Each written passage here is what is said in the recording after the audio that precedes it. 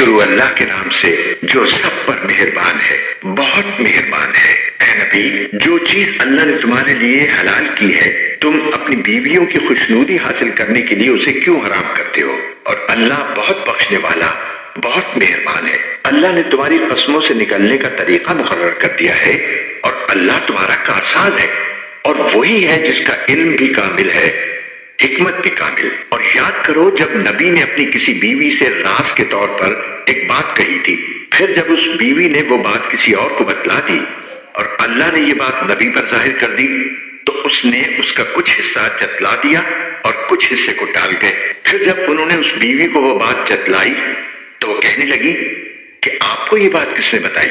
نبی نے کہا کہ مجھے اس نے بتائی جو بڑے علم والا، بہت باخبر ہے۔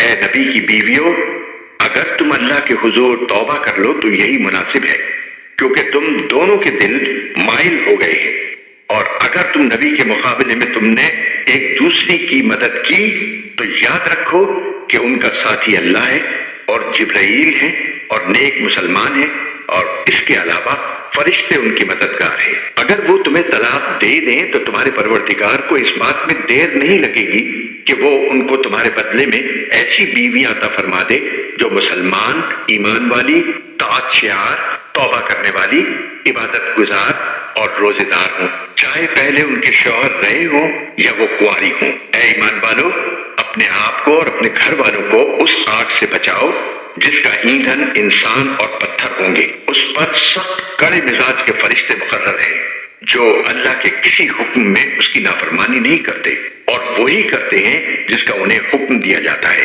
اے کفر اختیار کرنے والو، آج معذرتیں پیش مت کرو، تمہیں انہی اعمال کا بدلہ دیا جا رہا ہے جو تم کیا کرتے تھے۔ اے ایمان والو، اللہ کے حضور سچی توبہ کرو، کچھ بعید نہیں کہ تمہارا پروردگار تمہاری برائیاں تم سے جھاڑ دے اور تمہیں ایسے باغات میں داخل کر دے جن کے نیچے نہریں بہتی ہیں۔ اس دن جب اللہ نبی کو اور جو لوگ ان کے ساتھ ایمان لائے ہیں ان کو رسوا نہیں کرے گا، ان کا نور ان کے آگے اور ان کی دائیں طرف دوڑ رہا ہوگا۔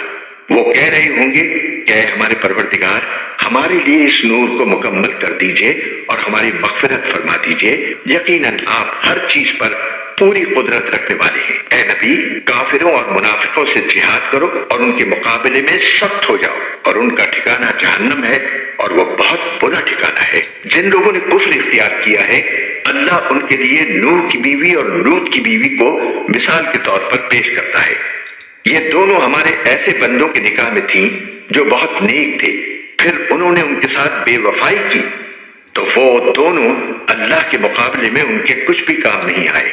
اور ان بیویوں سے کہا گیا کہ دوسرے جانے والوں کے ساتھ تم بھی جہنم میں چلی جاؤ۔ اور جن لوگوں نے ایمان اختیار کیا ہے ان کے لیے اللہ فرعون کی بیوی کو مثال کے طور پر پیش کرتا ہے، جب اس نے کہا تھا کہ میرے پروردگار، میرے لیے اپنے پاس جنت میں ایک گھر بنا دے اور مجھے فرعون اور اس کے عمل سے نجات دے دے، اور مجھے ظالم لوگوں سے بھی نجات عطا فرما۔ نیز عمران کی بیٹی مریم کو مثال کے طور پر پیش کرتا ہے، جنہوں نے اپنی عصمت کی حفاظت کی تو ہم نے اس میں اپنی روح پھونک دی، اور انہوں نے اپنے پروردگار کی باتوں اور اس کی کتابوں کی تصدیق کی، اور وہ طاعت شعار لوگوں میں شامل تھی۔